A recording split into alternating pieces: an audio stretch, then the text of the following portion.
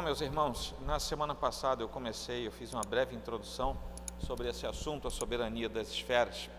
E hoje, de modo muito rápido, e é absolutamente introdutório, e eu digo isso porque para tratarmos de um assunto desse seriam muitas e muitas semanas, mas é apenas para vocês terem uma noção bastante preliminar mesmo. Eu falei a respeito das esferas, compõe um conceito que vem não desde o século XIX, como muita gente pensa, mas vem desde o século XVI, só que talvez não sistematizado com esse nome, a teoria da soberania das esferas.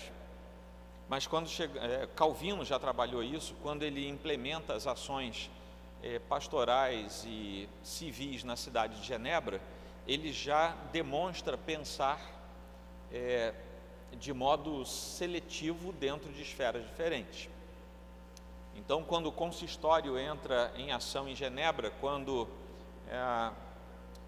o plano de assistência, que começa com os franceses sendo perseguidos, os huguenotes que passavam por Genebra, quando ele começa com assistência aos pobres, quando ele começa com a educação pública em Genebra, cada uma dessas ações tinha características de independência, mas não de autonomia. E é exatamente a partir desse princípio de pensamento que as esferas se estabelecem. No século XIX surge um sujeito chamado Abraham Kuyper, que foi um pensador reformado holandês, que é sucedido depois nessa linha de pensamento por um outro pensador reformado holandês chamado Herman Dooyeweerd. O Kuyper, que falece em 1920, e ele foi o fundador e o reitor da Universidade Livre de Amsterdã, que está lá até hoje, só que é completamente sem sua confessionalidade nos dias de hoje, assim como a Academia de Genebra, que depois se torna também a Universidade de Genebra e que hoje não tem mais qualquer rastro de confessionalidade, é absolutamente secular. Mas Kuyper, ele trabalha em 5 áreas principais na sua vida. Ele trabalha com teologia, ele trabalha com educação, ele trabalha com política geral, a política da nação, ele trabalha com a reforma da igreja holandesa, ou seja, o seu ministério eclesiástico. Embora ele tenha deixado o exercício pastoral, ele continua conectado ao exercício eclesiástico. E o periodismo, ou a presença em mídia, a presença na mídia da época, do final do século XIX e início do século XX. Kuyper, ele é um dos mentores, embora não creio que tenha sido de forma tão intencional assim, mas na prática foi, um dos mentores daquilo que nós hoje chamamos de neocalvinismo, que agora, coisa de uns 30, 40 anos atrás, teve um novo reverdecer, principalmente em solo americano. Isso veio parar também no Brasil. É um movimento, enfim, não vou falar dele, mas é um movimento que guarda muitos princípios comuns a nós que somos reformados, calvinistas, enfim. Por conta de tudo isso aí, Kuyper, ele se lança aos cuidados com a imprensa, principalmente a imprensa livre, a intervenção direta na alta política do país e também na criação de modelos e instituições de ensino. Então, nessas áreas fundacionais, Abraham Kuyper se coloca como servo de Deus para executar seu ministério nessas áreas, que são áreas muitas vezes públicas.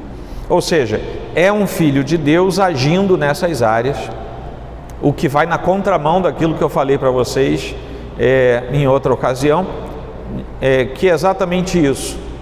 Por não termos a preocupação de manter a presença de verdadeiros filhos de Deus em algumas áreas da sociedade, nós as entregamos total e completamente aos filhos das trevas.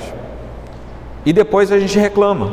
A gente entregou a educação, não tem mais expoentes. Qual é o grande pensador que você conhece e que seja um cristão comprometido? Deu para entender? Então o que acontece é que nós abrimos mão e depois reclamamos. As universidades foram sucateadas intelectualmente. Sim, mas onde estávamos nós quando começou esse processo? E é por aí. A política não tem mais... Sim, onde estão os verdadeiros cristãos para exercer a política como ela deveria ser exercida? E depois disso, ao final, Kuyper deixa a noção clara de que a tese da soberania divina sobre as esferas é a salvaguarda para que todas as áreas da sociedade sejam preservadas sob o ordenamento e sob o conselho direto do próprio Deus. E com isso, Kuyper estabelece na sua linha de pensamento que mesmo que aquelas áreas não sejam cristãs na sua profissão, elas precisam entregar a resposta daquilo que fizeram ao próprio Deus, nem que seja no divino tribunal do último dia. Ou seja, como Deus governa todas as coisas, não existe nenhuma área de governo neste mundo que seja autônoma, ou seja, um rei, um presidente, um governador, ele não pegou para si o governo, Deus lhe deu aquele governo. Essa é a ideia. Porque existe uma esfera em que o Estado funciona, por exemplo, ou a política funciona, e essa esfera é governada por Deus. E havendo desvios na esfera, compete ao próprio Deus estabelecer o chamamento e o juízo daquilo. Vem depois Hermann Doivert, que nasce já no finalzinho do século XIX, morre agora para mim, que eu estou mais velho. Ele morre agora em 77, e ele foi um grande pensador na área do direito. Os advogados de plantão aí, foi um grande pensador na área do direito. Se você puser hoje lá no Google Hermann Doivert e você põe lá direito, jurisprudência, você vai ver quantos artigos estão escritos em português falando do Doivert.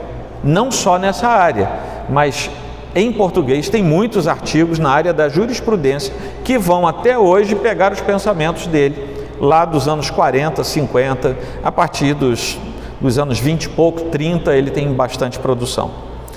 Ele se torna mais famoso entre nós porque ele estabelece um conjunto de 15 aspectos que ele chama muitas vezes de modalidade ou esferas modais. Então ele pega as esferas e ele reorganiza essas esferas. E ele acrescenta alguns princípios. Um dos princípios é que cada uma das esferas, ou das esferas modais, como ele chama, vai ter um núcleo. E esse núcleo é o que define a estrutura, a ação e também a resposta que precisa ser dada dentro daquela esfera. Então, cada uma dessas esferas vai ter um aspecto central. E esse aspecto central vai ter uma relação direta com o aspecto central das outras esferas. É um fio. Esse fio estabelece uma conexão. Mas uma esfera não pode entrar na outra esfera. Isso vem desde Calvino, século XVI. Mas no século XIX, a gente começa a usar essa nomenclatura claramente das esferas. Uma esfera não pode invadir a outra esfera. A esfera da política não pode invadir a esfera do Estado. Embora política e Estado sejam intimamente conectados, uma não pode invadir a esfera da outra. A educação não pode invadir a esfera da família, e por aí vai. Mas todas as esferas têm um fio condutor que fazem com que o núcleo esteja conectado a outro núcleo. E essa conexão torna as esferas colaborativas entre si. Nenhum ser humano numa cidade como a nossa, vamos falar apenas de nós, nenhum ser humano do Rio de Janeiro vive sem uma conexão com política, sem uma conexão com economia, sem uma conexão com educação, seja em que nível for. Mesmo que eu diga, eu não gosto de política, eu já fiz uma conexão com a esfera da política. Deu para entender? Então nós temos essas conexões, mas eu não posso migrar de uma área, de uma esfera e fazê-la entrar na outra, porque isso, segundo a palavra dos reformadores holandeses, dos reformados holandeses, é profanação. Porque se foi Deus quem estabeleceu essa diferenciação, o modelo colaborativo e o modelo de conexão de ponto central a ponto central, se eu deixo de fazer aquilo, se eu maculo aquilo, então eu estou cometendo uma profanação.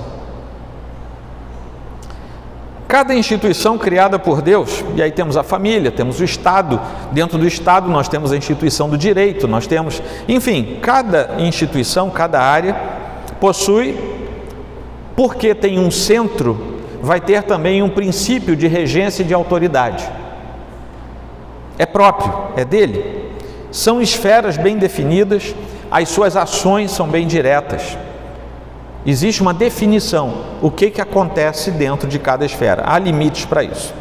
Isso faz com que as esferas se mantenham independentes entre si, porém jamais se tornem autônomas, porque sempre uma tem uma conexão de colaboração com a outra. Bom, o que vai acontecer é que para nós que somos presbiterianos, se você não é presbiteriano, está conosco, você vai entender agora a nossa forma de governo, porque a forma de governo presbiteriano é exatamente essa. Uma igreja presbiteriana ela é independente, mas ela nunca será autônoma. Nós somos jurisdicionados, nós temos conexões entre nós por causa dos nossos concílios. Então é muito fácil para um presbiteriano entender isso que eu estou falando agora. Se você não é, a culpa não é sua e você não é mal por causa disso, tá? Mas é só para você entender que dentro do nosso modelo eclesiológico isso é muito tranquilo de entender, porque é exatamente assim que a nossa cabeça funciona. Então a soberania de uma esfera quer dizer mais ou menos que a esfera do exercício da sua autoridade deve ser protegido de quaisquer tipos de interferências de outras esferas. Eu devo proteger cada esfera das outras esferas. Eu não sei, gente, se eu estou viajando muito aqui com vocês. Está dando para vocês entenderem direitinho? Tá? Ótimo. Vocês já devem ter notado que eu tenho mais facilidade em ficar falando do que em desenhar as coisas, né? Mas se estão entendendo, está ótimo. Cada uma dessas esferas tem sua própria autoridade, porque quando Deus estabelece cada uma delas, também lhes dá uma missão, e junto com essa missão, além da autoridade para exercer a missão, ganha também uma responsabilidade perante o governo supremo de Deus e perante as outras esferas da criação que prescindem de uma área que o próprio Deus estabeleceu. Então, essa conexão faz com que nós estejamos como criação, uma criação maculada pelo pecado, mas uma criação feita pelo Deus Santo e Perfeito. Nós estamos diante de Deus, respondendo positivamente a Deus, com o governo que nos foi comissionado, que não é nosso, nos foi comissionado para cada área que nós chamamos de esfera, ou de esfera modal, para a gente ficar mais perto de Doiverd. Então, essa ideia de não sermos autônomos, mas sermos colaborativos, termos um centro de interesse básico, termos um governo dado por Deus, autoridade estabelecida, necessidade de resposta, ou seja, eu tenho que prestar contas. Vocês já notaram que brasileiro não gosta de prestar contas? Já notaram isso? Se eu chamar vou usar um aqui de vocês, chamar o Natan. Natan, você passou o ano todo fazendo isso assim aqui na igreja, você pode, por favor, me prestar contas do que você fez? Ele vai para casa angustiado, pensando que ele fez alguma coisa errada. Não é assim que brasileiro funciona? Nos povos anglo-saxões, isso é muito tranquilo. Natan, você pode prestar contas? Claro. Eles chamam isso de accountability, não é isso? Pessoal aí do inglês. é a natureza de você prestar contas. Para eles isso é normal, para a gente é um crime. Como é que alguém pediu para eu dizer o que eu fiz esse ano, ou esse período, ou naquilo que me deram a fazer? Somos latinos, né? A gente tem que aprender a levar aquilo que nós somos adiante. Mas, por exemplo, vamos pensar na esfera da educação. Uma escola deve ter consciência da sua soberania dada por Deus naquela esfera, que é a esfera da educação. Mas ela precisa, por causa do reconhecimento da soberania de Deus, entender que a sua soberania tem limites com respeito às outras esferas. Então, por exemplo, uma escola que está na esfera da educação não deve tomar para si a autoridade que é pertinente à esfera da família, por exemplo. É outra esfera. Não deve tomar para si a autoridade que é da esfera da igreja, que está dentro da esfera da fé, por exemplo. Ela não pode querer substituir os papéis que são das outras esferas, porque se ela quiser fazer isso, ela invadiu a outra esfera. E isso é o que Kuyper chama de profanação. Isso é um problema sério aos olhos do próprio Deus, porque foi Ele quem estabeleceu e Ele quem regulamentou os limites. Qual é o papel daquela esfera da educação? Ministrar conhecimento. Ponto. Não é sequer educar, porque a educação está em outra esfera. Você passou um ano ouvindo isso aqui na EBD. Está na esfera da família. Não está na esfera nem do Estado e nem da educação. Está na esfera da família. Família educa. Escola ensina. Forma academicamente. Mas o caráter, as maneiras, o vício pessoal é da família, não é do Estado. E quando isso acontece, esferas foram misturadas. E o que acontece, além da profanação, é o que Doivert chama de profunda confusão. Gera confusão, vai dar confusão. Se nós falarmos da esfera do Estado, por exemplo, nós vamos ver que ao Estado compete trabalhar com base em princípios de caráter universal e não particular.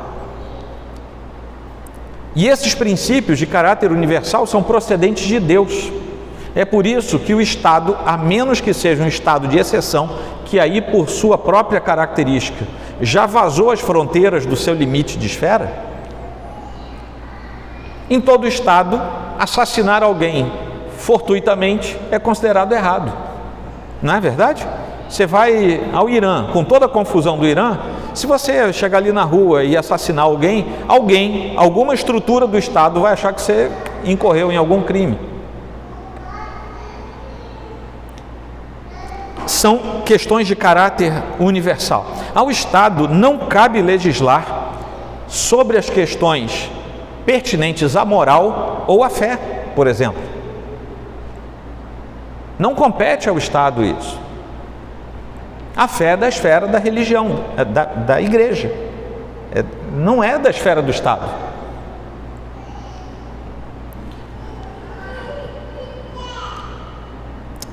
O Estado, por exemplo, não pode entrar na esfera da família e dizer como você vai cuidar do seu filho. O Estado não pode entrar na família e dizer se você deve ou não corrigir os seus filhos. Ao Estado compete, sim, observar para que em família, como em qualquer outra parte da sociedade, em qualquer esfera, por exemplo, não haja violência, não haja abuso, porque aí já ultrapassou a esfera da família e está falando agora da esfera do cuidado geral do Estado. Deu para entender isso aí? Essa colocação? Também é exemplo, quando falamos de Estado, que ao Estado não compete nem recriminar e nem promover cultos religiosos. Isso é da esfera da igreja, isso é da esfera da fé. O Estado não tem que ir ali na esquina agora e promover a igreja evangélica. Vamos criar uma lei para a igreja evangélica ser melhor do que as outras religiões. Isso é abominação, é profanação.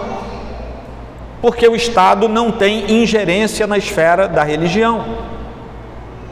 O Estado também não pode fazer o contrário, chegar ali na esquina e dizer: agora vamos limitar a igreja evangélica, vamos deixar todas as religiões livres e a igreja evangélica vai ser cerceada. E isso também é profanação. Ao Estado não compete entrar na esfera da igreja, cada esfera na sua própria demanda, no seu próprio governo, na sua própria soberania. O Estado, ele precisa se manter como Estado garantidor. E aí é que tem um papel importantíssimo do Estado, da esfera do Estado. O Estado, por causa da soberania depositada nele pelo próprio Deus, ele deve ser o ente garantidor de que todas as esferas funcionem independentemente umas das outras, jamais autonomamente, porém de forma colaborativa. O Estado, entre aspas, seria o guardião para que as esferas, cada uma esteja no seu lugar, desempenhando o seu papel e fazendo aquilo que Deus próprio ordenou a cada uma das esferas. Não é preciso que o Estado seja um Estado teocrático, não é preciso que o Estado seja um Estado cristão, é preciso que o Estado seja um Estado correto. E se ele for correto, ele vai fazer isso. Deu para entender, pessoal? Quando a gente volta um pouquinho para Kuyper, ele crê piamente, e ele foi primeiro-ministro, ele fez parte de várias instâncias governamentais. Para isso ele se licenciou da igreja, embora nunca tenha abandonado a igreja.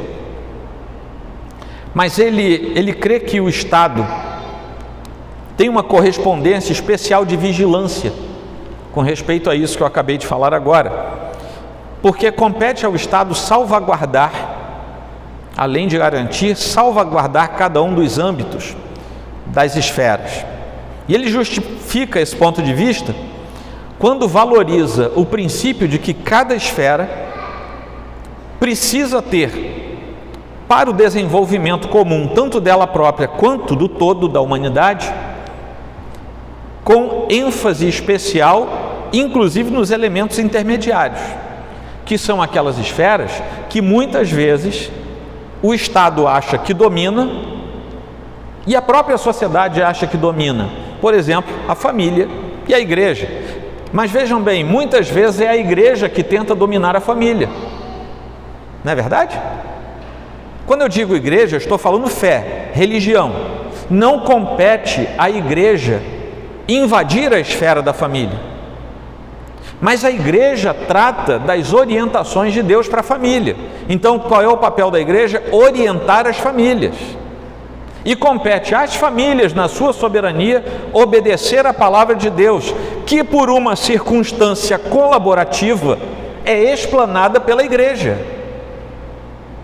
Então vejam bem, as conexões estão feitas, mas não pode haver invasão de uma esfera pela outra, porque isso é profanação.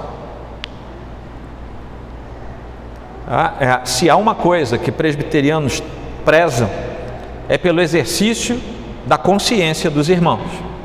Para que eu tenha, como pastor de uma igreja, a capacidade de descansar em que o povo da minha igreja vai exercitar de maneira adequada a sua consciência, eu preciso me esmerar para que deste púlpito saiam orientações da palavra de Deus que sejam profundas, corretas e pertinentes, inclusive para essas áreas, para as outras esferas.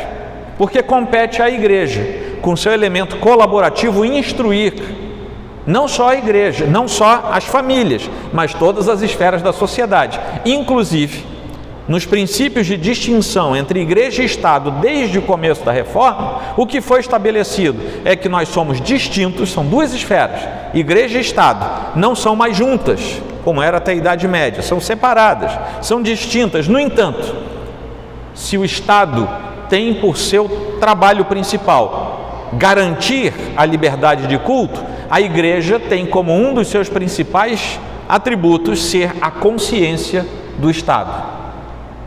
Nós não entramos no Estado, mas somos a consciência do Estado.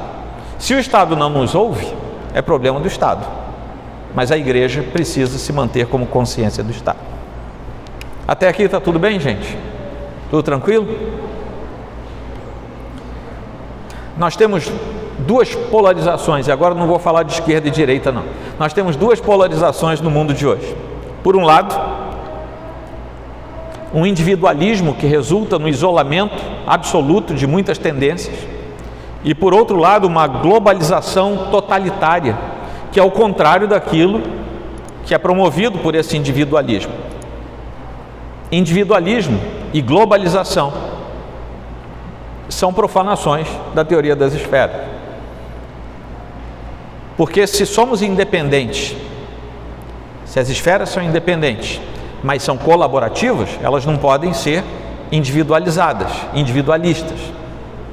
Mas, se cada esfera tem uma soberania própria e uma não pode invadir a outra, a globalização também profana esse princípio.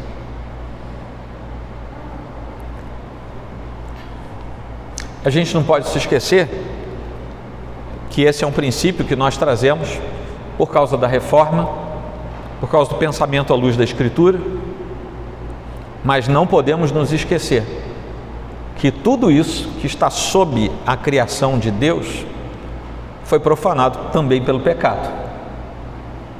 Então nós sabemos o que temos que fazer, nós sabemos o que significa aquilo, mas nós sabemos e temos consciência de que o pecado manchou e maculou todas essas coisas. Eu vou dar alguns exemplos práticos, poucos na verdade, e aqui nós acabamos. Vamos falar de formação. Agora eu estava falando de esferas, agora eu vou falar do indivíduo. O indivíduo em face de algumas necessidades, por exemplo, a necessidade da formação. Ele precisa ser educado na esfera da família. É a família quem educa a pessoa. Então o indivíduo nasce, ele começa a crescer, ele precisa ser educado na esfera da família, que é responsável pela formação do caráter, das normas sociais. Você diz lá para o seu filho pequenininho, diz muito obrigado para o tio, quando ganha lá a balinha, fala muito obrigado. Você fala isso 880 vezes. Aí quando seu filho chega na adolescência, você ainda continua, você passa das 1000 vezes. Meu filho, você já é grande, fala obrigado. O que é isso? Educação básica, são as conexões sociais, interpessoais. Isso nós aprendemos em casa. Essa educação a gente carrega de dentro de casa, está na esfera da família. Mas ele deve receber a formação acadêmica na esfera da educação. Pode ser que a esfera da educação não seja de educação formal, que você entre numa escola e lá dentro esteja a esfera da educação. A esfera não é algo necessariamente físico, como igreja não é necessariamente algo físico. A igreja é a reunião dos filhos de Deus. Deu para entender? Mesmo que seja num ambiente de família, a esfera migrou e agora é a esfera da educação. Tá bom? Deu para pegar isso aí? Estou falando de homeschooling, Você pode migrar, mas você mudou, a esfera é outra. Beleza. Isso aí vai lhe passar as informações sistemáticas a respeito de disciplinas básicas. A formação sistemática da pessoa. Mas é na esfera da religião, que no nosso caso é a igreja, que deve oferecer orientação e acolhimento espiritual ao indivíduo, à família, a fim de que essas pessoas cresçam e percebam para além do natural, percebam o transcendente, o metafísico, porque é disso que a religião trata. E no nosso caso é a igreja do Senhor. Agora, na esfera do Estado, onde ele vai poder oferir alguns outros benefícios, porque o Estado deve garantir que ele tenha acesso à esfera da educação, à esfera da família, à esfera da igreja, com liberdade. O Estado é o garantidor de tudo isso aí. E como é que o Estado garante isso? Porque o Estado é irmanado com uma esfera chamada esfera do direito ou das leis. E é o direito, são as leis, quem fazem cumprir as garantias do Estado. Tá bom? Então você veja que as esferas estão organizadas e nenhuma dessas esferas pode fazer o que não lhe compete. Cada uma fazendo o que lhe compete, esse indivíduo, quando pensa em formação, ele vai chegar a ter uma formação adequada para a sua vida. Mas digamos que o indivíduo ele tenha anseio pela fé. Tá? Ele anseia pela fé. Então ele vai buscar na esfera da fé, da igreja, a sua realização espiritual, ele vai buscar lá. E nessa esfera ele vai ter contato com Deus através das suas ordens, para a igreja e para o indivíduo. Porque é na igreja que ele vai ter os cuidados com a fé e com a espiritualidade. Esse é o papel da esfera da igreja. Não se busca fé e espiritualidade fora do ambiente da esfera da igreja. Da confusão, é profanação. As duas palavrinhas aí que eu peguei hoje para a gente, né? A esfera da igreja também deve ser responsável pela promoção e propagação da sua mensagem. E aqui serve para qualquer religião. A igreja não deve encomendar ao Estado, à educação, a nenhuma outra esfera, a promoção da sua fé, a promoção da sua mensagem.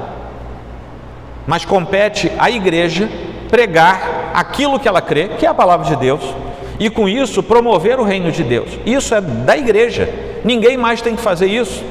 A igreja é o porta-voz dessa mensagem e ponto final. Esse é o trabalho, esse é o centro, é aquele centro que eu falei da esfera da igreja. A esfera do Estado deve zelar para que a igreja, não é bem como qualquer religião, mas a igreja, no nosso caso, tenha plena liberdade de culto, mas não deve nem limitar e nem promover a nossa fé. Não deve. Nós não temos que ter privilégio algum. Não podemos nunca votar num vereador porque ele vai prometer fazer a obra da nossa igreja. Nunca. Isso é mistura de esferas. Nunca. Nunca. Isso é profanação. Isso é confusão. E olha que a gente precisa de obra aqui. E o indivíduo não deve buscar na igreja os elementos de outra esfera. Por exemplo, o indivíduo não tem que vir à igreja buscar assistência social. Isso é outra esfera. Mas a igreja pode ajudar as pessoas? Pode e deve, mas não é o papel principal daquela esfera. Vocês entenderam? Nós colaboramos com essa esfera, mas ela não é a matriz da nossa, não é o conduto, não é o centro da nossa esfera. O centro da nossa esfera é a pregação ostensiva da palavra de Deus e a promoção do Evangelho. O resto é colaboração, senão é profanação. E aqui vou encerrar aqui, vou dar um pulo aqui, um salto quântico aqui para a gente terminar.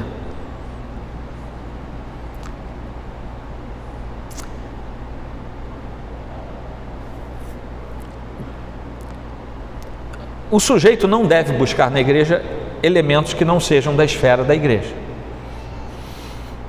Porque esses elementos, por não estarem na esfera da igreja, vão gerar profanação, vão gerar confusão. Se o indivíduo precisa de algo da esfera da política, ele vai até a esfera da política. Se ele precisa de algo na esfera da economia, ele deve ir até a economia. Da diversão, vá até a diversão. Mas nós não podemos ter na igreja, por exemplo, não podemos ter peças teatrais substituindo o culto, ou danças no meio do culto, porque isso é uma importação de outra esfera, não é do culto ao Senhor. É ilícito? Não, desde que esteja no lugar certo. Deu para vocês entenderem, gente? É por isso que o nosso culto é tão simples. Nas esferas, o indivíduo deve buscar, e aqui eu vou fechar, o indivíduo deve buscar os benefícios das ações das esferas e não das outras. Se ele precisar de outras, ele vai até as outras. E deve usufruir dos benefícios de cada uma das suas esferas. Todas elas estão à nossa disposição. O indivíduo deve buscar, portanto, aquilo que é necessário, aquilo que lhe apraz, obviamente sendo lícito e não contradizendo o Evangelho do Senhor. E aqui eu deixo um lembrete para a gente. É lícito que qualquer cristão seja um político de carreira.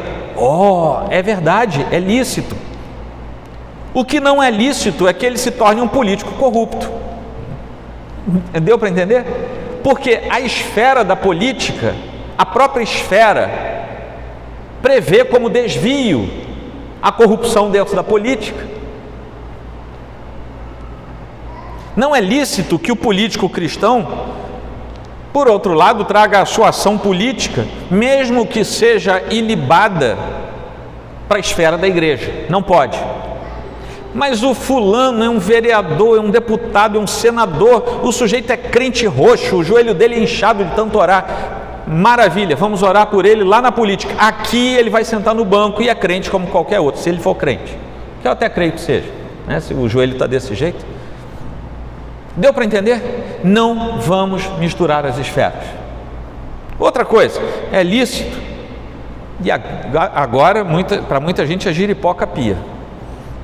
É lícito que qualquer cristão se divirta com bons filmes, bons passeios, boa música, boa dança, boa comida. Isso tudo é lícito. E se você não está fazendo isso tudo, você está perdendo uma das esferas que Deus nos deu, que é a do lazer. Vai passear, vai fazer trilha, né? O pessoal mais novo que não tem pé dolorido, vai fazer trilha, deixa os velhos aqui sentados, né? Jogando dominó, sei lá, fazendo alguma coisa.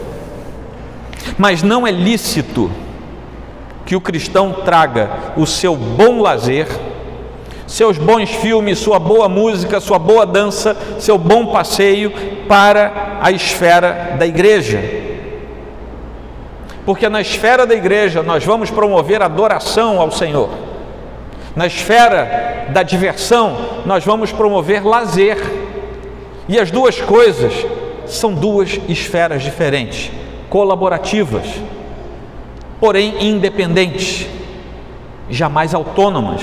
E quando misturarmos essas coisas, estaremos promovendo profanação e haverá confusão. É por isso que você liga a TV e você vê cultos chamados de show. É por isso que você vê determinadas comunidades que se chamam de igrejas que não tem mais culto. Tem reunião, é reunião disso, reunião daquilo. Aliás, tem um catálogo de reuniões, mas não tem nenhum culto ao Senhor.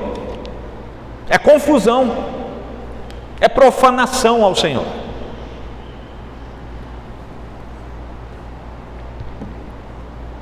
Tampouco é lícito que o cristão leve os elementos dignos de adoração ao Senhor e do culto para outras esferas, como a política. Sabe o porteiro, aquele nosso amigo que trabalha lá, né? Tem lá, trabalha na portaria do prédio. Aí você está lá fora e nada do sujeito abrir o portão para você. Aí começa a chover e você está lá e o cara não olha para você de jeito nenhum. Quando você consegue entrar, o que ele está fazendo? Está lendo a Bíblia. Profanação. Ele recebeu dinheiro para zelar pela portaria, ele não recebeu dinheiro para ler a Bíblia. Deu para entender isso, gente? Ele tem que, como qualquer outra pessoa, acordar mais cedo para ler a Bíblia, ou ir dormir mais tarde, mas na hora do trabalho dele, ele tem que estar trabalhando, porque senão é profanação. Mas pastor, você está dizendo que é errado ler a Bíblia? Eu espero que você tenha entendido o que eu falei. É errado levar a esfera da sua fé para a esfera do seu trabalho. Como é errado você está aqui dentro do culto ao Senhor, olhando lá nas mensagens do seu escritório, e caramba, acabei de receber uma mensagem aqui do meu chefe. Profanação. Se você veio ao culto do Senhor, é para estar no culto do Senhor. Amém? Esse amém é da esfera da fé. Amém? Vamos orar. Senhor Deus, obrigado por esse tempo.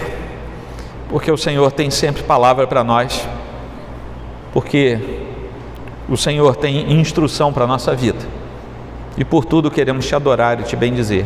Daqui a pouco, Senhor, teremos um culto ao Senhor, com a mesa do Senhor sendo servida, e que nós nos alegremos e sejamos também educados e acrescidos da tua palavra e da comunhão do Senhor, em nome de Cristo Jesus. Amém.